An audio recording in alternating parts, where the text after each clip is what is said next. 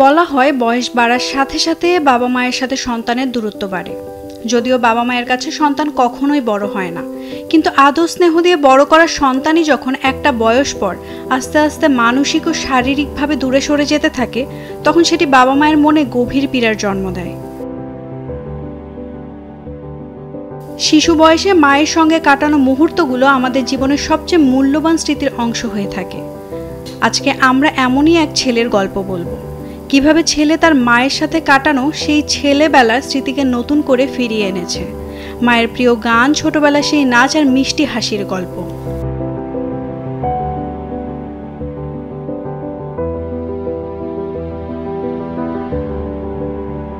বলছিলাম অ্যাডভোকেট টিয়ার খান তাহিমের কথা। তাহিম যখন ক্লাস 2-3-তে পড়তেন, তার মা প্রায়ই একটি গান বাজাতেন। মায়ের গানের সঙ্গে তাল মিলিয়ে ছোট্ট সেই দুষ্টু ছেলে শুরু করত নাচ। সেই মধুর স্মৃতির কথা আজও স্পষ্ট মনে পড়ে তাহিমের। যখনই গানটি বাজে তখনই তিনি নাচ শুরু করেন। আজও যে গান শুনে মায়ের মুখে হাসি ফোটে। মায়ের সেই হাসি দেখে ছেলে হয়ে ওঠে মায়ের প্রিয় ছেলেবেলার অতি দুষ্টু ছেলে। মায়ের সেই হাসি যেন জীবনের সব ক্লান্তি ভুলিয়ে দেয়। সেই মধুর মুহূর্ত যেন ফিরে আসে নতুন ভাবে।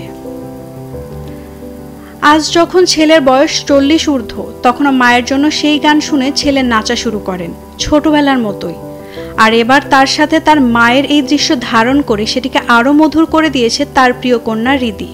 এই বিশেষ মুহূর্তটিকে ভিডিওতে ধরে রেখে রিদি যেন পরিবারের এক সুন্দর স্মৃতির রচনা করেছে।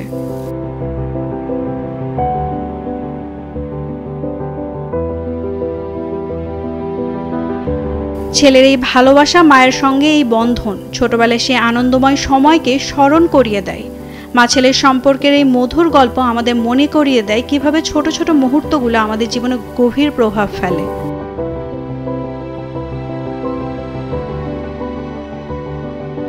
জীবনের ব্যস্ততার মাঝে এমন মুহূর্তগুলোই আমাদের সত্যিকারের আনন্দ দেয়। মা এবং সন্তানদের মধ্যে যে মধুর সম্পর্ক, তা হয়তো সময়ের সঙ্গে বদলায় না। নাওমিন নাসরিন, ডেইলি সান।